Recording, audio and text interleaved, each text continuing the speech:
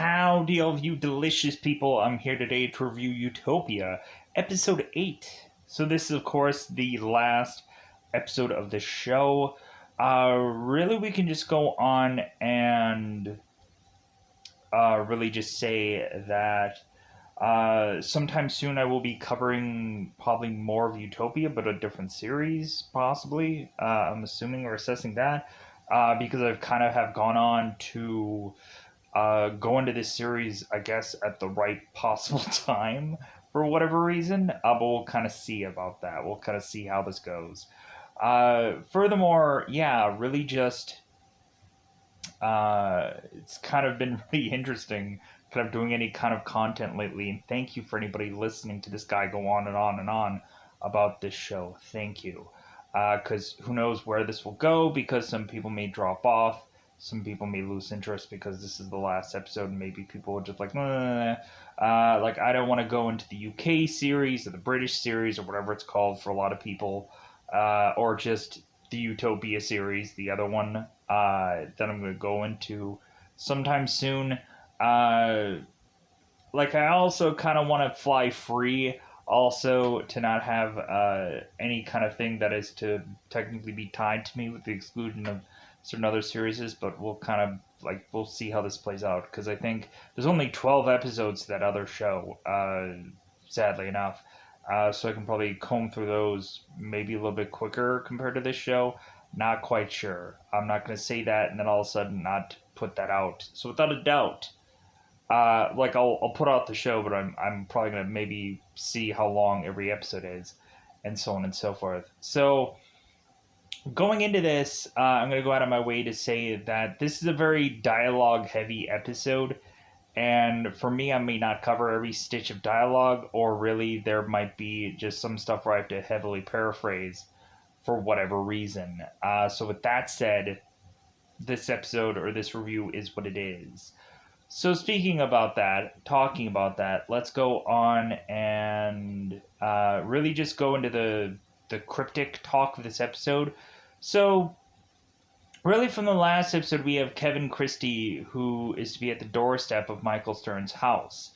So really, most of this episode is to be dealing with that.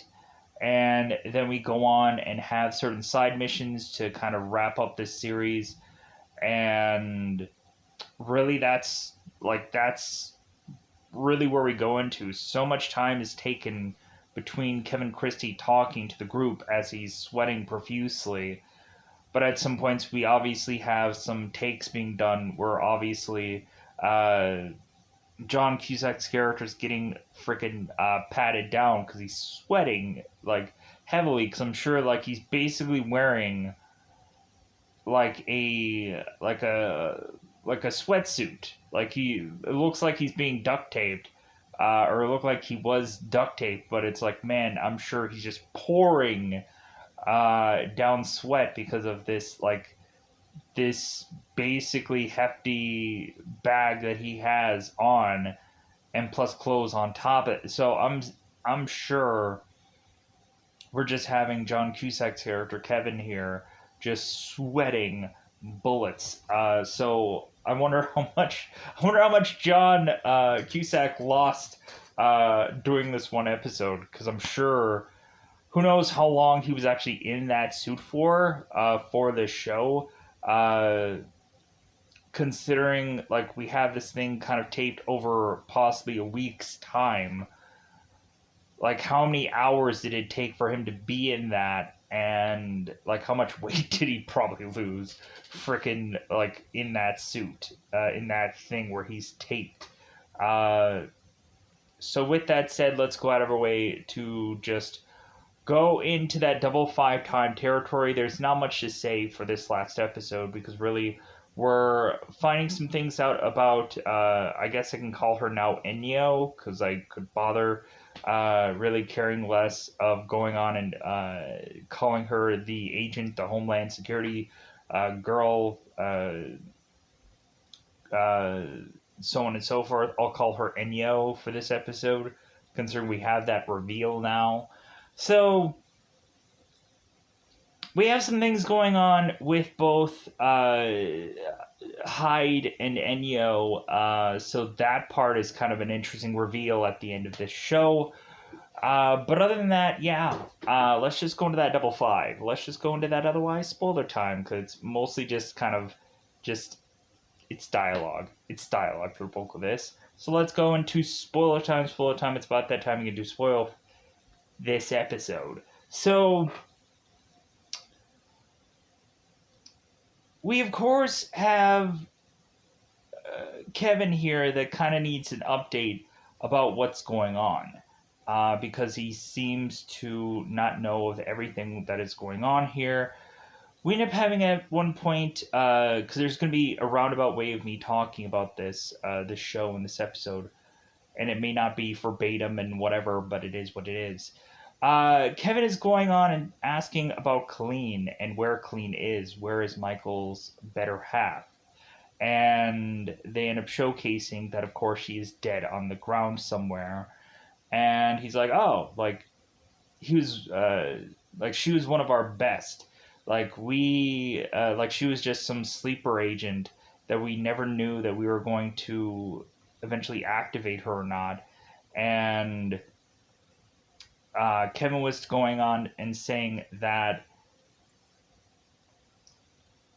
Colleen's job was very easy, but much more recently, there was a lot of times where Colleen really had to go and steer Michael in certain directions, and so on and so forth here. So we go on and we have Kevin revealing that Colleen had always been working for him for years, kind of planning this whole thing. So, and now to find out that she's dead. So we now, of course, have Kevin asking who is the one who was the culprit that had killed Colleen. And of course, we find out that Alice was the culprit. And he's like, oh, what's your name, little girl? As Becky is to go and grab Alice and kind of walk away from her. Like, oh, Alice. So we have Kevin kind of harping on, like, Alice consistently. Just like, oh, like, hey, Alice, do you know science? Like, very nice to these little girls, because of course we eventually have Kevin mentioning that he likes children more than adults. They're easy to just work with, or probably they're easy to manipulate, and so on and so forth. So we have Alice going on and taking these comic book pages, and we end up having her go and find out that every single one of these things are to tie into one big massive picture of a thing, which is to basically be the newest, latest virus that Michael is to realize once Wilson points it out. It's like, oh, well, that's not my flu. Yeah, that must be something new here. This is the new clue. So we go on and, of course, have Jessica Hyde consistently talking with of course, Kevin here, and Kevin is like, dude, you've just, like, discovered this big, massive thing, and you're wanting to go on and on and on and talk to me? Like, what a mistake. And we have several times where these guys are trying to figure out what's going on here, what was their master plan, and Kevin is consistently telling them, it's like, you don't get it yet, like, you're not quite there yet. And so he's making them think harder and harder and harder about it, to where he eventually just spoon feeds to them what exactly he's trying to do here. So what he's actually trying to do is he's telling people that that he has already won. That what his grand master scheme is to stop people from reproducing. And so they're like, oh my god. So he's like, yeah, I'm going to wipe out humans on planet Earth simply by just stopping them from effing for 3 cycles, for 3 generations. And that he's figured out how to just wipe out the planet via that way, to just stop people from effing. Because supposedly a shorter population uh, can get people to kind of do whatever they want, but now all of a sudden that there's like a bigger, larger population of people on the planet Earth. Now all of a sudden everybody has to start living strategically, and like that's the real reason why we just have really just Kevin's character really just thinning out the herd here, so that way they can go on and have him say that he is doing so much good in the world by doing so much evil, and he's saying how much evil is it going to have to take to do good in the world. And we have Michael who's saying, well, the answer is none, none evil. So we have this dialogue that ends up going on and on, and so we end up having, of course, like Kevin talking to Jessica, and we have this dialogue here where, of course, Kevin is to remind Jessica that he used to give her cookies, and that his father didn't even really love his daughter, that really Jessica's father was just using her as a lab rat, as an experiment to, and like he never gave an F about her. And so we also find out that Kevin was responsible for Becky getting deals, that she had gone on to uh, some school nurse to get some spray because she had a sore throat once, and Becky ended up getting deals because of that. And we of course have Kevin who's like, man, I've done so many evil things I can't even remember all the like the horrible things that I've done in this world to cause so many illnesses, so many viruses, so many people dead and ill and whatever. So we just kind of continue to push on here with this dialogue that like stretches for a very long time. And so while that's going on, we have Arby, who is trying to prevent all these assassins from coming into the Michael Stearns home, because Thomas is to send all these people out to go and assassinate these people in Michael Stearns' house. Thomas is telling all these guys, it's like, well, hey, like, if you find Jessica, it's like keep her alive. But if you find Arby, like, I don't care what you do with him. So all these characters are going in trying to make it into this house with their silencers, and so Arby's coming in and shooting all of them to the point where they go right to the front of the house for Arby to just blast them with this silencer. And one guy weirdly has like on this on the side of this house, it looks like there's orange blood. It doesn't look like perfectly red blood to me. It looks like they splattered like orange blood somewhere. Like I don't know what that was, like, but it looks like orange blood for me from the distance. Maybe it's just lighting.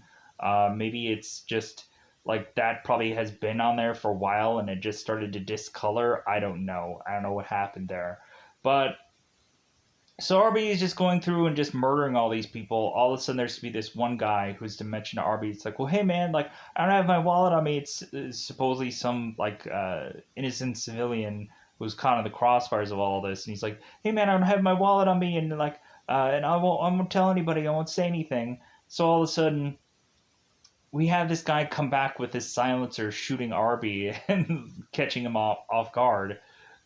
So but we again have RB just shoot and drag everybody to the back of this one little uh, kind of weird looking wind chiming thing that I guess is to represent the solar system or something along those lines. Not quite sure, so I'm not going to really assess something that I'm not quite 100% sure about. So we eventually have, of course, guys deciding to go on their certain side missions. After we have really just Kevin spilling all his guts about all these things, talking about all this stuff.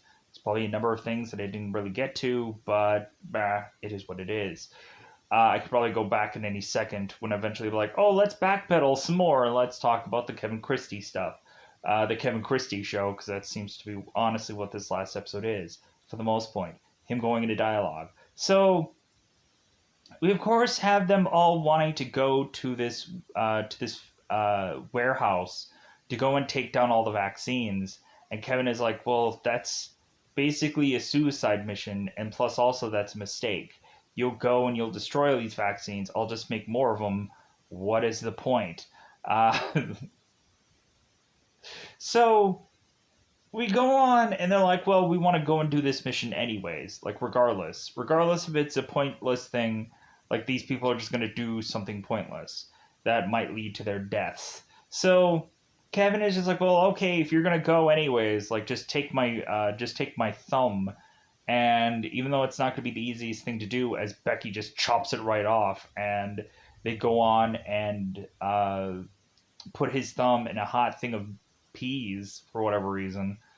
I would have thought like keep it in like a cold thing, but I guess not. They keep it in hot peas for whatever reason. So we have this team all go on to this warehouse where they end up having, of course, them taking this car and ramming it through uh, this this guard post where they're kind of holding people back from going into the facility. But they kind of ram through this kind of stop guard thing and go on and blow up this car. And they go on to eventually make it into this warehouse where all these vaccines are to be held. And so we really have Ian with a golf club who's trying to think that he can just smack this box with his golf club. And he's like, yeah, he breaks one of them. He's like, yeah, we're doing it. Sure we are. Sure we are. So everybody's just going and scrambling, just tossing boxes and getting all these boxes empty and smashing them with fire extinguishers. But then Grant and Alice comes up with this master plan to, of course, go on uh, and topple over these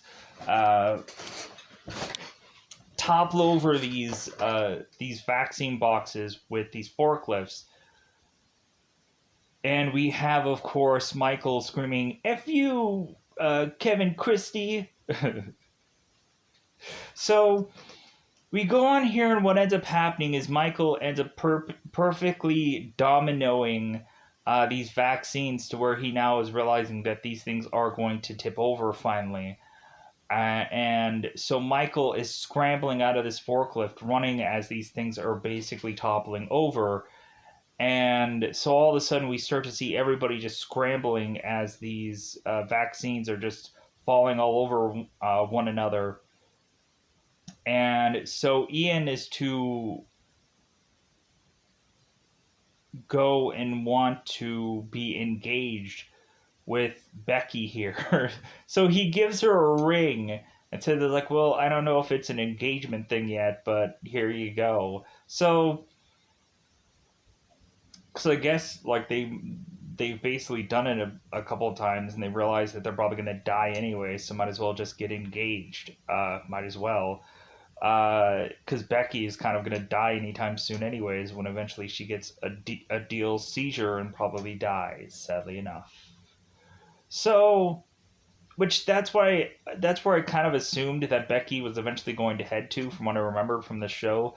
Like, I thought it was going to be at one point that Becky is just going to have a seizure and then she just dies, but I guess that never really happens in the show. That's what I thought happened somewhere, but I guess I was wrong.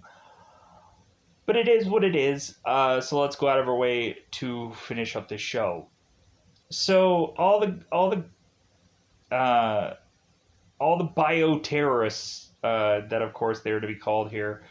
We have Michael also scrambling for the mother egg, and we assume that he is to go and heat all these eggs off and kill them off, but we instead find out that Michael is taking the mother egg off, I guess, to go on and try to desperately figure out if he can come up with a cure sometime later.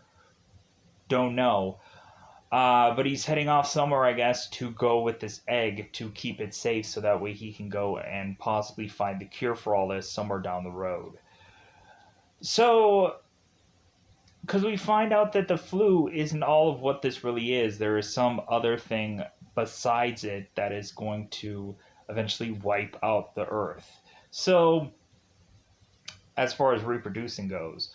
So, now the master plan of Wilson, who is going and trying to forcibly make Kevin Christie confess that he was to put together this whole master scheme simply because of greed for some odd reason.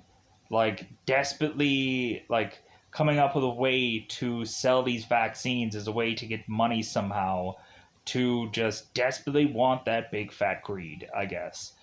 We have it where Wilson is to have this thing for Kevin to say that he's going to say here, which Kevin just doesn't want to say it.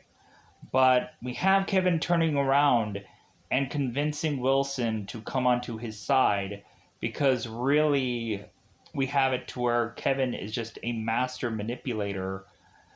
And so eventually, the more and more that Kevin is to talk to Wilson here and to go on and within dialogue come up with ways for Wilson to be on his side of things, really saying that this guy is a very smart guy. It's like, well, hey, did you go to school? And Wilson is to mention that he dropped out of school. It's like, oh, so yeah, because you're just an intelligent intellect person. Like, yeah, you just don't even need school. So we we of course go on and we have Kevin just kind of poking at Wilson more, trying to come up with how he can continue to manipulate him, get him on his side, and through consistent things of dialogue and having Kevin kind of showing his cards of why he went about this, we all of a sudden have Wilson eventually go on his side. And then while all of the vaccinated or after the whole group is running off after killing all the vaccinated stuff, whichever, we eventually have Wilson go and grab Becky, and now they are with both Kevin and Thomas. So we have Jessica, who goes off with Arby, because Arby is to tell Jessica that her and him are brother and sister. So we go on and we have Jessica go off to Kevin's compound. And we also had the moment where Kevin was to mention about how many kids that he had and how there was so much energy that he had to use to like deal with all of those kids. It's like, well, then you didn't have to adopt all of them. So really, I guess that's the justification, even though Wilson is consistently telling Kevin that he had wiped out his family, that he had killed his dad, and so on and so forth. So, but anyways, we have it, of course, where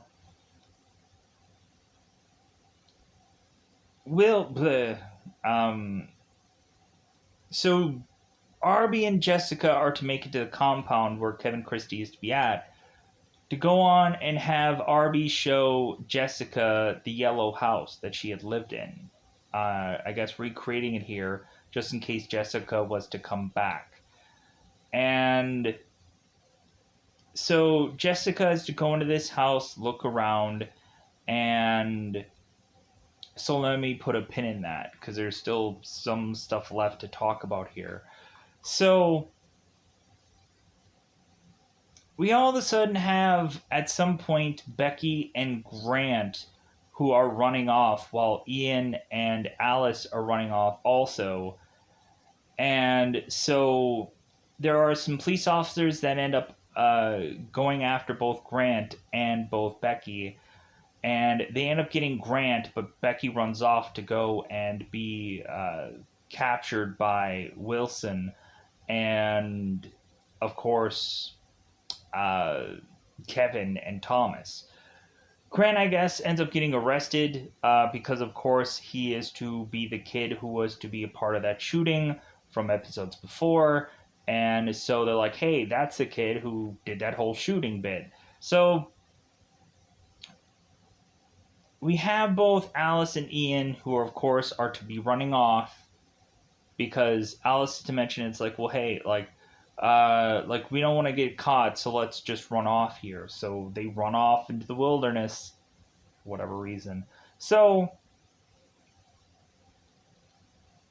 now going on to the last bit of this story. There might be a lot of stuff that I didn't go through and whatever, but it is what it is.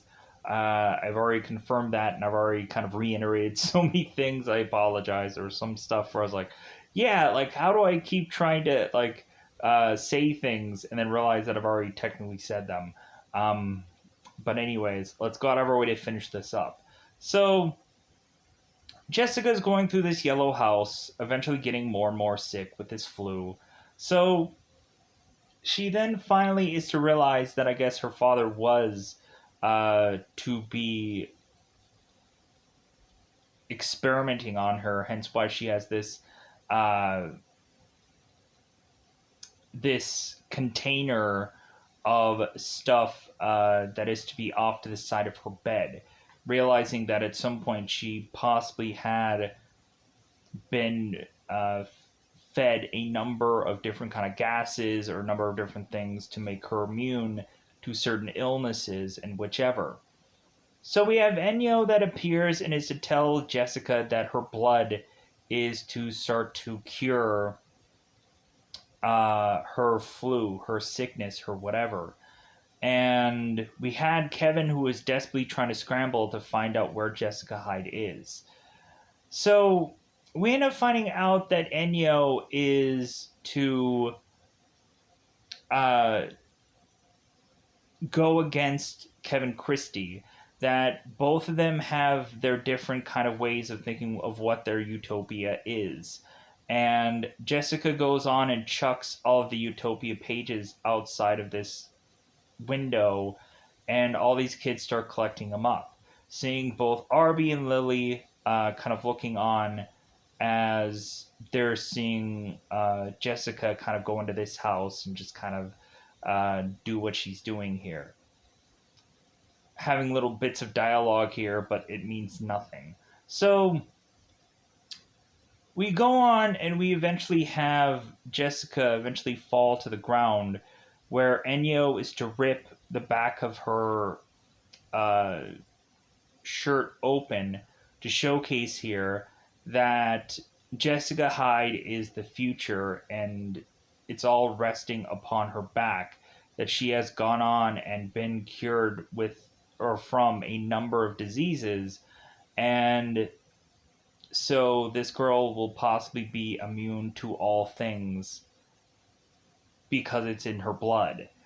And so everything is technically, the future is riding on Jessica Hyde, and hopefully she'll make it through this flu. But again, her blood is technically curing her from this illness, supposedly.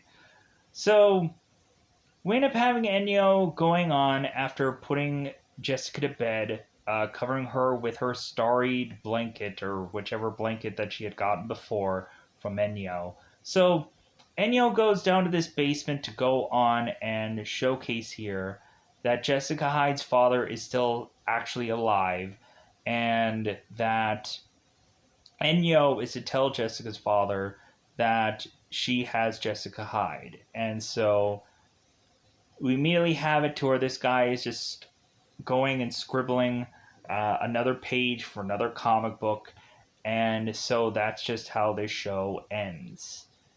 So, with that said, like that's pretty much all I got left as far as details goes. Like, there's probably a several number of other things that I could have probably said here, but yeah, I think I'm going to get out of here because I think I've also kind of went on and on and on about one thing. Just trying to figure out what the heck could I say at some. I thought the whole like Wilson and Kevin thing. I'm like, oh my god, like what? How did they just do some exchanges? And I kind of figured out a little bit of that later.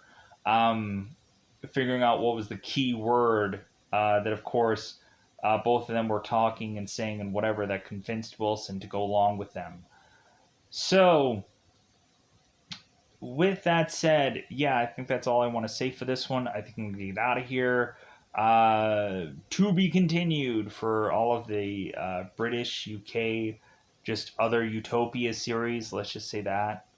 Uh, so, we're going to go on with that eventually at some point, sometime soon. But yeah.